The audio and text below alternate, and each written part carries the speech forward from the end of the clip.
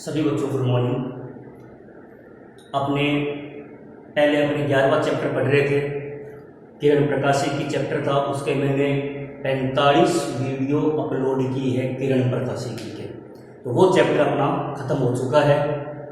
अब आज से अपना एक नया चैप्टर स्टार्ट कर रहे हैं बच्चों। सबसे आसान चैप्टर है जो आप 11th क्लास में भी पढ़ चुके हो केमिस्ट्री में, और 9th क्लास में भी पढ़ कर आ रहे हो। ठीक है बच्चों, 10th क्लास में भी थोड़ा बहुत इसमें से पढ़ा है आपने। तो वो चैप्टर का नाम क्या है? परमाणु। ठीक है, कितने मार्क्स का बच्चों? ये बोर्ड एग्जाम में 5 नंबर के क्वेश्चन इसमें से पूछे जाते हैं। इसके साथ में एक चैप्टर और है नाभिक। तो परमाणु और जो नाभिक जो चैप्टर है वो 5 नंबर के क्वेश्चन आते हैं इनके मिलाकर। तो सबसे पहले अपने कौन सा देखेंगे बच्चों? थॉमसन का परमाणु मॉडल। तो अपने बच्चे पहले ये बताएंगे कि इसकी प्रस्तावना में अपने किस प्रकार से बताएंगे, क्या लिखेंगे। सबसे पहले कि देखो बच्चों, जो पदार्थ होता है वो किससे मिलकर बना होता है? अणुओं से मिलकर बना होता है। अणु किससे मिलकर बना होगा? परमाणु से मिलकर बना होगा। परमाणु के मध्य भाग में क्या पाया जाता है बच्चों? नाभिक होता है। नाभिक में कितने कण होते हैं? 2 कण होते हैं। कौन कौन से? न्यूट्रॉन और प्रोटॉन। न्यूट्रॉन कौन सा कण होता है? निरावेशित कण होता है। प्रोटॉन कौन सा कण होता है? धनावेशित कण होता है। तथा उस नाभिक के चारों ओर इलेक्ट्रॉन क्या करता रहता है? चक्कर लगाता है। इलेक्ट्रॉन पर कौन सा आवेश होता है? ऋणावेश होता है। ये अपने इनके सभी बातों का आपने चर्चा करेंगे। तो कई वैज्ञानिकों ने फिर अपने अपने मॉडल भी प्रस्तुत किए थे। सारे मॉडल अपने पढ़ेंगे 1 बाय 1। सबसे पहले आपने कौन सा पढ़ेंगे? थॉमसन का परमाणु मॉडल। थॉमसन ने क्या बताया था? थॉमसन ने बच्चों ये बताया कि परमाणु की संरचना को समझाने के लिए उसने एक अपना मॉडल प्रस्तुत किया, जिसको अपने क्या कहते हैं? थॉमसन का परमाणु मॉडल बोलेंगे। इस मॉडल के आधार पर उसने क्या बताया कि जो परमाणु होता है वो एक धनावेशित गोले का क्या होता है? भाग होता है। ये धनावेशित गोले का क्या है बच्चों? भाग है। ठीक है, और इन धनावेश को संतुलित करने के लिए ऋणावेश के रूप में इलेक्ट्रॉन क्या रहते हैं? समान मात्रा में वितरित रहते हैं। ठीक है बच्चों, ये ऋणावेश के रूप में समान मात्रा में इलेक्ट्रॉन भी क्या रहते हैं? वितरित रहते हैं। ये तो क्या है बच्चों? अपने धनावेशित गोले का भाग है। धनावेशित गोले का भाग है, जिसको अपने क्या बोलते हैं? परमाणु बोलते हैं। इनको क्या नाम दिया गया? इलेक्ट्रॉन नाम दिया गया। ठीक है, इस मॉडल को अपने कौन सा मॉडल बोलते हैं? प्लम पुडिंग मॉडल भी कहते हैं। प्लम पुडिंग मॉडल भी कहते हैं। प्लम पुडिंग मॉडल भी कहते हैं। इसको बच्चों तरबूज मॉडल भी कहते हैं। तरबूज सभी ने खाया है। तरबूज के अंदर क्या होते हैं? बीज गड़े होते हैं ना। ठीक है, तो वो जो बीज है उन बीज को क्या नाम दिया गया? इलेक्ट्रॉन नाम दिया गया। यानी उनकी जो संरचना उसी प्रकार होती है जिस प्रकार तरबूज में गड्ढे बीजों की होती है। इस कारण इस मॉडल को कौन सा मॉडल बोलते हैं? अपने प्लम पुडिंग मॉडल भी कहते हैं। तो बच्चों इसमें लिखेंगे क्या? थॉमसन का परमाणु मॉडल। सर्वप्रथम थॉमसन ने परमाणु की संरचना को समझाने के लिए अपना एक मॉडल प्रस्तुत किया, जिसे क्या कहते हैं? थॉमसन का परमाणु मॉडल कहते हैं। इस मॉडल के आधार पर परमाणु क्या होता है बच्चों? एक धनावेशित गोले का भाग होता है। उस गोले के अंदर धनावेश समान मात्रा में, समान आयतन में क्या रहते हैं? वितरित रहते हैं। तथा उन धनावेशों को संतुलित करने के लिए ऋणावेश के रूप में इलेक्ट्रॉन समान मात्रा में क्या रहते हैं? वितरित रहते हैं। इस मॉडल को, इस कारण इस मॉडल को कौन सा मॉडल कहते हैं? और इसमें ये भी बताएंगे कि इन इलेक्ट्रॉनों की संरचना ठीक उसी प्रकार होती है जिस प्रकार तरबूज में गड्ढे बीजों की होती है। इस कारण इस मॉडल को प्लम पुडिंग मॉडल भी कहते हैं। ये प्लम पुडिंग मॉडल भी है अपने पास में। तो ये अपना थॉमसन का परमाणु मॉडल है।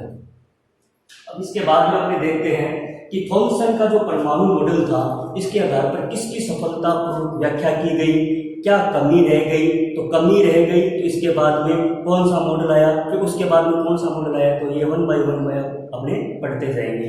तो देखो बच्चों, इसमें सबसे पहले थॉमसन के परमाणु जो मॉडल है उसके आधार पर तापायनिक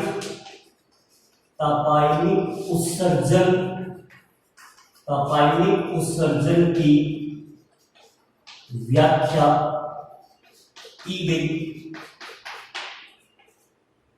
प्रकाश विद्युत प्रभाव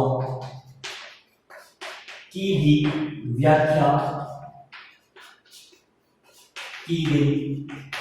यानी इस मॉडल के आधार पर जो थॉमसन का जो परमाणु मॉडल है, इस मॉडल के आधार पर तापायनिक उत्सर्जन की व्याख्या की गई और प्रकाश विद्युत प्रभाव की भी व्याख्या की गई। अब तो तापायनिक उत्सर्जन क्या होता है? तापायनिक उत्सर्जन ये होता है कि जब किसी भी पदार्थ को अगर अपने गर्म करेंगे तो गर्म करने से क्या होगा, उस पदार्थ में जो उपस्थित इलेक्ट्रॉन है वो उस ऊर्जा को क्या करेंगे, ग्रहण करेंगे, और ग्रहण करेंगे तो क्या होंगे, बाहर की तरफ उत्सर्जित होंगे।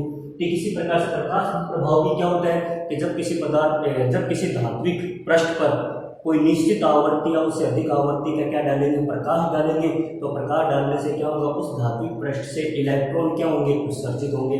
तो इसके लिए व्याख्या की गई। तो तापायनिक उत्सर्जन और प्रकाश विद्युत प्रभाव की तो इससे व्याख्या की गई। अब इसकी बताएंगे अपनी कमी क्या रह गई थी। कमी ये रह गई थी कि इस मॉडल के आधार पर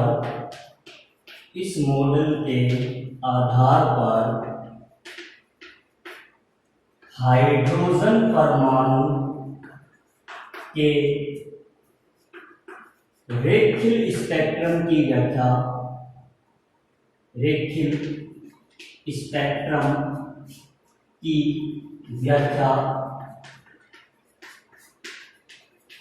नहीं की गई। ये बच्चों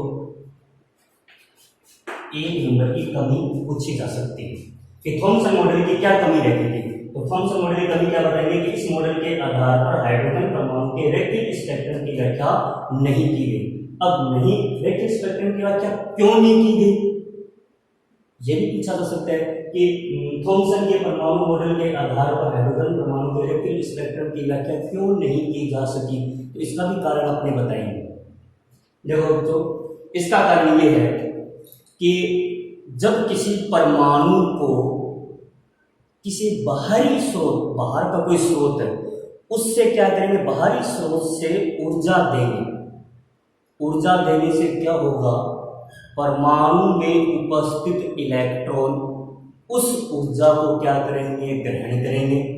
ग्रहण करने से क्या होगा, वो इलेक्ट्रॉन कंपन करना शुरू कर देते हैं, यानी कंपित हो जाएंगे। कंपन करना क्या कर देंगे, शुरू कर देंगे, और अपनी कंपित आवर्ती के संगत प्रकाश उत्सर्जित करेंगे। यानी जो आवर्ती जो कंपित होगी, उसी कंपित आवर्ती के संगत का क्या होगा, प्रकाश उत्सर्जित होगा। यदि उस हाइड्रोजन परमाणु का स्पेक्ट्रम प्राप्त किया जाए तो उस स्पेक्ट्रम में कंपित इलेक्ट्रॉन के संगत आवर्तियों की रेखा ही प्राप्त होगी। भाई जो इलेक्ट्रॉन कंपित हुए थे, तो अगर उसका स्पेक्ट्रम प्राप्त करेंगे तो उस स्पेक्ट्रम में क्या होगा, उस कंपित इलेक्ट्रॉन के संगत रेखा ही मिलेगी। परंतु बच्चों हाइड्रोजन परमाणु में तो क्या होता है, केवल एक इलेक्ट्रॉन होता है, और अगर एक इलेक्ट्रॉन होता है तो अगर उसको गर्म करेंगे तो ऊर्जा देंगे तो कंपित इलेक्ट्रॉन की आवृत्ति भी कितनी होगी, एक ही होगी। अगर उसका स्पेक्ट्रम प्राप्त किया जाए तो उस स्पेक्ट्रम में रेखा भी कितनी मिलेगी, एक ही मिलेगी। परंतु हाइड्रोजन परमाणु के स्पेक्ट्रम में अनेक रेखाएं प्राप्त होती है। ये आगे पढ़ेंगे बोहर मॉडल जब आएगा, अनेक रेखाएं प्राप्त होती है। तो इस कारण जो थॉमसन जो मॉडल है वो हाइड्रोजन परमाणु के रेखीय स्पेक्ट्रम की व्याख्या नहीं कर सका। ये अपने इसका कारण बताएंगे। तो ये अगर 1 नंबर का क्वेश्चन आ जाता है, वैसे पूछते हैं तो ये प्रश्न ज्यादातर पूछते हैं कि थॉमसन मॉडल की कमी क्या थी। तो कमी हम ये बताएंगे कि इस मॉडल के आधार पर हाइड्रोजन परमाणु के रेखीय स्पेक्ट्रम की व्याख्या नहीं की गई थी। तो नहीं की गई थी। तो इसके बाद में अब अपने दूसरा मॉडल करते हैं, रदरफोर्ड का अल्फा परिकीर्णन प्रयोग। तो बच्चों इसमें थॉमसन के परमाणु मॉडल से किसकी खोज हो गई थी? प्रोटॉन की, ठीक है, प्रोटॉन की अपने खोज हो चुकी थी। तो अब इसके बाद में अपने आगे देखते हैं रदरफोर्ड का अल्फा परिकीर्णन प्रयोग।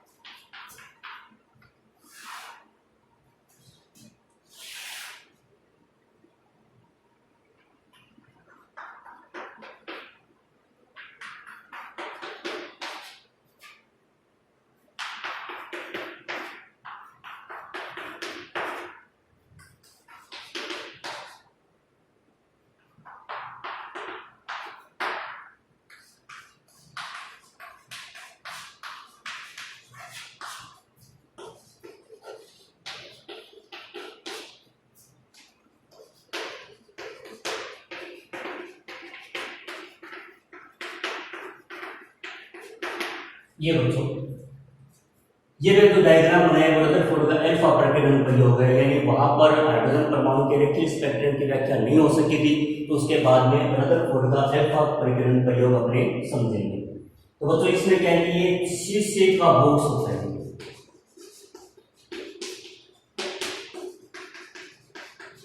जिसमें अल्फा कणों का स्रोत रखा है।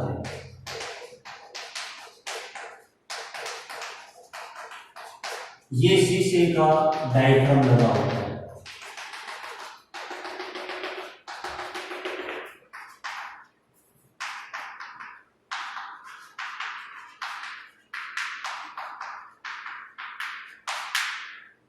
ये स्वर्ण पन्नी लगी होती है, ये जेरेनस जिंक सल्फाइड क्या लगा होता है? पर्दा लगा होता है।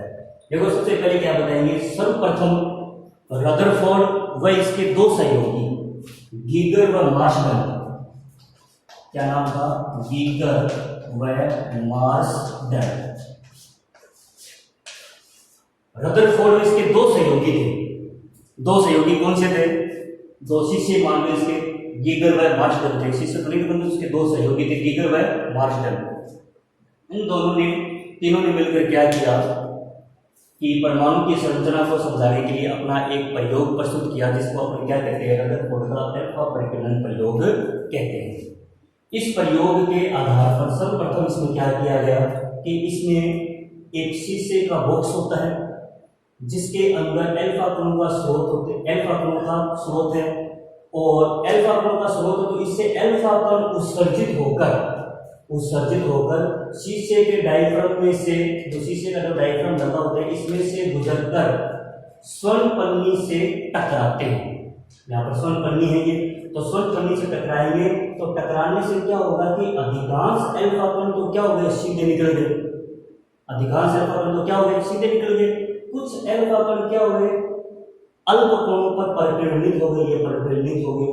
और 8000, 10000, 15000, 14000 में से एक कण ऐसा हुआ जो पश्च परिकीर्णन की, यानी रदरफोर्ड का प्रयोग कर उसके मुंह की तरफ वो अल्फा कण आया। ये पश्च परिकीर्णन 8000, 10000, कई किताबों में 8000, 10000, 15000 जो भी है, उनमें से एक कण क्या करता है? पश्च परिकीर्णन करता है। तो ये इसकी बनावट के बारे में। और पूरे प्रयोग को किसमें किया गया बच्चों? किसी निर्वात माध्यम में किया गया। पूरे प्रयोग किसमें किया गया, निर्वात माध्यम में किया गया। और ये यहाँ पर क्या लगा हुआ है, एक सूक्ष्मदर्शी भी लगा होता है जिसकी सहायता से क्या किया गया है, अल्फा कणों को गिना भी गया, गिनती भी की गई कितने अल्फा कण उत्सर्जित हुए थे। तो जब इसकी बनावट में क्या पढ़ेंगे अपने कि इसमें क्या बताएंगे कि सर्वप्रथम रदरफोर्ड व इसके दो सहयोगी गीगर और मार्शल ने परमाणु की संरचना को समझाने के लिए अपना एक प्रयोग प्रस्तुत किया जिसे रदरफोर्ड का अल्फा परिकलन प्रयोग कहते हैं। इस प्रयोग में एक शीशे का बॉक्स होता है जिसके अंदर अल्फा कणों का क्या होता है, कोई स्रोत होता है जिससे अल्फा कण उत्सर्जित होंगे, जिससे अल्फा कण उत्सर्जित होकर शीशे के डायफ्राम में से गुजरकर, शीशे का डायफ्राम जो होता है उसमें सीधी किरणों के पुंज के रूप में अल्फा कण जाएंगे, शीशे के डायफ्राम में से गुजरकर स्वर्ण पन्नी से टकराते हैं। ठीक है, स्वर्ण पन्नी से टकराने के पश्चात अधिकांश अल्फा कण, कुछ अल्फा कण सीधे निकल गए, अधिकांश अल्फा कण अल्प कोणों पर परिकीर्णित हुए। 8000 या 14000 या 15000 में से एक कण पश्च परिकीर्णन करता है। ये इसकी बनावट और क्रियाविधि है। ठीक है बच्चों, तो अपने कल इसमें क्या समझेंगे, कल इसके अपने ये देखेंगे कि रदरफोर्ड का जो अल्फा परिकलन प्रयोग है इसमें अपने क्या क्या प्रेक्षण मिले थे, कमी क्या रह गई थी, ये सारी बातों का अपने चर्चा करेंगे। तो देखो प्रेक्षणों में तो अपने ये बताएंगे कि मैंने क्या बताया कि अधिकांश अल्फा कण सीधे निकल गए, तो इसका मतलब क्या होगा, इसका मतलब आप क्या निकालेंगे कि जो परमाणु का जो अधिकांश भाग होता है वो क्या होता है, खोखला होता है, जो कि थॉमसन मॉडल के विपरीत है। क्यों, क्योंकि थॉमसन मॉडल ने क्या बताया कि परमाणु एक धनावेशित गोले का भाग होता है। आगे मेरी बात, यानी अधिकांश अल्फा कण सीधे निकल गए, इसका मतलब क्या हुआ, परमाणु का अधिकांश भाग क्या होता है, खोखला होता है। कुछ अल्फा कण क्या हुए, अल्प कोणों पर परिकीर्णित होते हैं। अब परिकीर्णित कैसे होते हैं, क्योंकि अल्फा कण जो होता है ना खुद एक धनावेशित होता है। ठीक है, और यहाँ पर मान लो, और इनका जो परिकीर्णन है वो किससे संभव है, अगर यहाँ पर कोई भी धनावेशित वस्तु रखी तभी इसका क्या होगा, परिकीर्णन होगा। ये यहाँ से क्या हो जाते हैं, परिकीर्णन हो जाते हैं। ठीक है, तो इन बातों की अपने चर्चा करेंगे कल अपने ये देखेंगे कि रदरफोर्ड जो अल्फा परिकीर्णन प्रयोग है इसके प्रेक्षण क्या है, कमियां क्या रह गई थी, इन सभी के बारे में अपने चर्चा करेंगे। तो बच्चों अपने जो रे ऑप्टिक्स का जो चैप्टर है वो खत्म हो चुका है, उसकी पीडीएफ मेरे पास अवेलेबल है, वो भेज दी जाएगी आपके पास में। और टोटल आप वीडियो देख रहे हैं 45 वीडियो इसके मैंने अपलोड किए हैं। ठीक है बच्चों, इसको धन्यवाद।